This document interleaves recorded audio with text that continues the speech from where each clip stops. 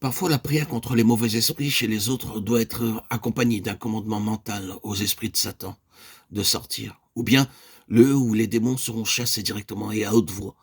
Toutefois, on ne recourra pas à cet acte sans y être très sérieusement préparé par la prière. Il peut se faire que la personne possédée ait tout d'abord besoin d'être éclairée sur son état et sur ce qui, en elle, a servi de terrain au mauvais esprit. Celui qui s'occupe de sa délivrance doit donc posséder connaissance et discernement. Et de plus, ça donnait un très sérieux travail de préparation pour pouvoir communiquer la lumière de la vérité à celui qui est possédé. Le terrain, une fois découvert, doit être rejeté par la victime de façon catégorique et spéciale.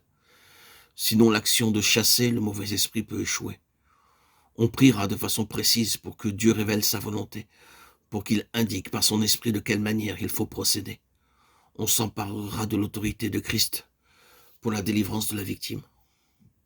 Le combat de prière pour la délivrance des autres peut entraîner avec soi le jeûne. Le jeûne, qui a une répercussion spirituelle en semblable cas, est déterminé par la violence même de la lutte que l'esprit soutient contre ou les esprits mauvais en possession. Lutte si ardente que tout sentiment de besoin physique cesse tant que la victoire n'est pas remportée.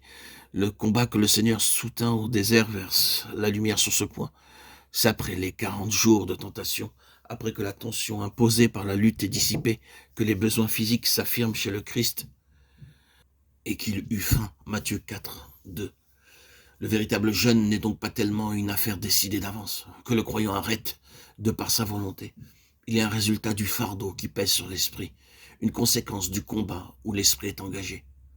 L'homme jeûne alors parce que son corps est dominé par son esprit et que les exigences physiques sont momentanément supprimées.